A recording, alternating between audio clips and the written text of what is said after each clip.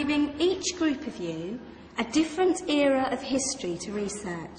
And the question is, what impact did your era have on the modern world? So Sarah, your group has the ancient Greeks. Ravi, you've got the Romans. And Danny's group gets, yes, a bit of a challenge for you. You get the Middle Ages. Some even call it the Dark Ages. Boring. See how you get on. Yes, miss. So, Serene, yes, you get the Renaissance.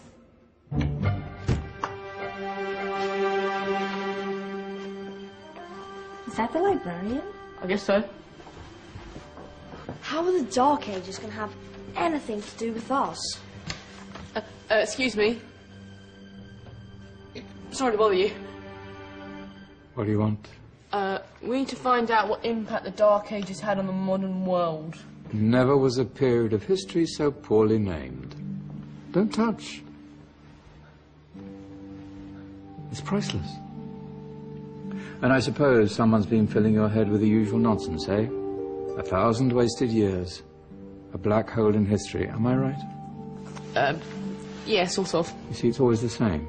You assume it was all mud, disease, death and destruction, with marauding mobs of barbarians ripping down the good of former civilizations, burning and plundering as they went, nothing of any worth invented either, eh?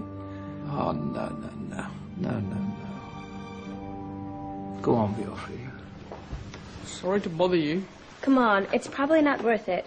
Everyone knows that the Greeks and Romans invented everything anyway. Oh, did they now? And you're sure about that, are you? You know, I might just have something for you. You seem to be up to the task. I suppose I could... Follow me. I've got just the book for you.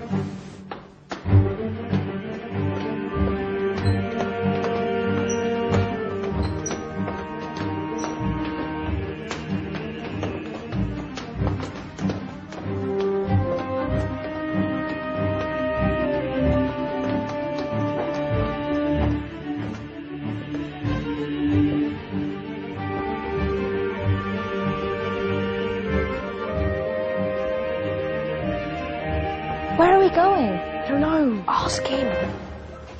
Excuse me.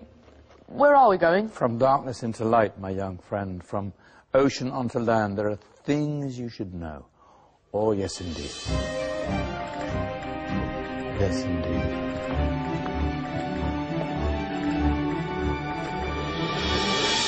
Now, I know I left it round here somewhere.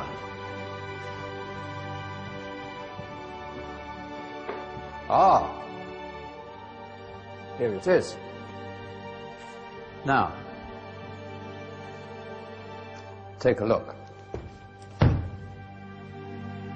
If you dare.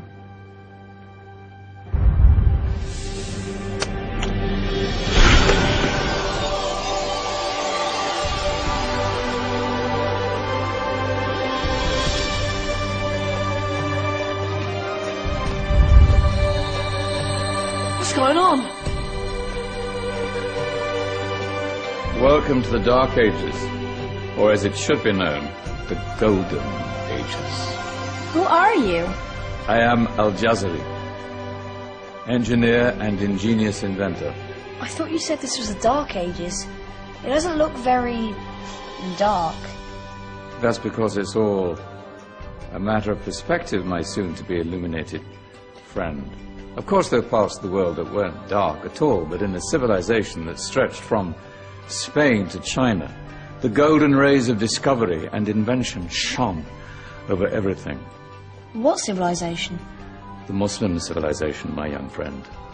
Through scholars and scientists of various faiths, some of the most important discoveries known to man were made at this time. Discoveries that drew on knowledge of the ancients, but have more connections with your modern world than you could possibly ever imagine. Like what? Well, all sorts of things. We've got to get a picture of this. I knew it was a good idea. Who are you? Allow me to introduce Ibn al-Haytham, a great scientist whose ideas led to the invention of the camera. You invented the camera? I laid the foundations for modern cameras by explaining how our eyes work. I found a way of projecting an image onto another surface through a small hole in a dark room, later called camera obscura. Think of all the things that evolved from this discovery. Cameras, cinema, all share the same principle. Cool. Look out below! Who's that? That's my good friend, Abbas ibn Farnas, who gazed up to the heavens, passionate in his belief that man could fly. Whoa. Indeed, he dared to dream about flying 1,000 years before the Wright brothers. Do you know you all take your jet-setting holidays for granted, so it only seems fair to remember Abbas ibn Farnas. Stand by. I'm ready for takeoff.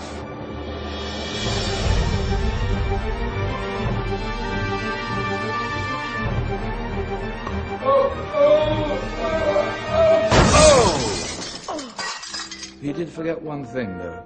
A tail, useful for landing. My back. Is there a doctor in the house? Did someone call? Ah, my old friend, why don't you introduce yourself to my young guests? I am Abul Qasim al-Zahrawi. Many call me the father of surgery. Did you actually do surgery back then? Of course we did.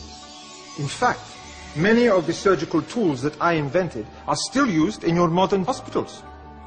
Excuse me, a patient needs my attention.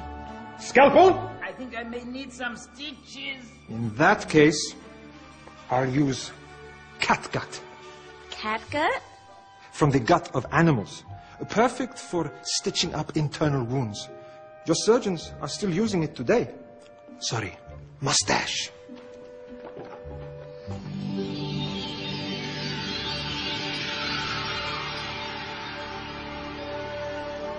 Who's she?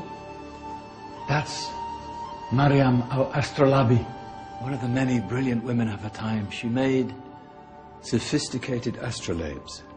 Astro what? Astrolabes. They show the sky and the stars on a small flat plate you can hold in your hand. Think of them as ancient calculating or timekeeping devices. Today you have your watch, your compass, satellite navigation, helping people and explorers travel the world. Science at its brilliant best. And all these things were developed during the Golden Ages. Yeah, that's just the tip of the iceberg. There were thousands of other inventions covering all areas of life, and in the years that followed, their influence spread across the whole of medieval Europe. So you see, it wasn't so dark after all. What about you? Me? What did you invent? Well, I don't want to be big-headed, but I made some groundbreaking advances in engineering. I suppose my most significant discovery converted rotary motion into linear motion using a crank and connecting rod. It's essential in pumps and engines. In fact, I've no idea how the Industrial Revolution could have happened hundreds of years later without such a device. Not that I ever get the credit I deserve. But my crowning glory was my amazing time-telling machine. My legendary elephant clock.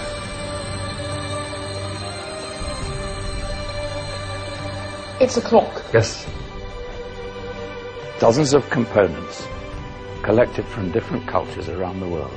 Indian, Greek, Arabian, Egyptian, Chinese. Wow. A United Nations clock. That is pretty cool. Does it actually tell the time? Wow, yes, of course. If it wasn't for me, thousands of people would be late for everything. Speaking of time, we better get you back. And remember, Spread the word. This is a golden age, and I've only shown you a tiny part of this wondrous time. There are countless other scientists and inventions directly connected to your modern world. You're just going to have to find out for yourselves. No, wait.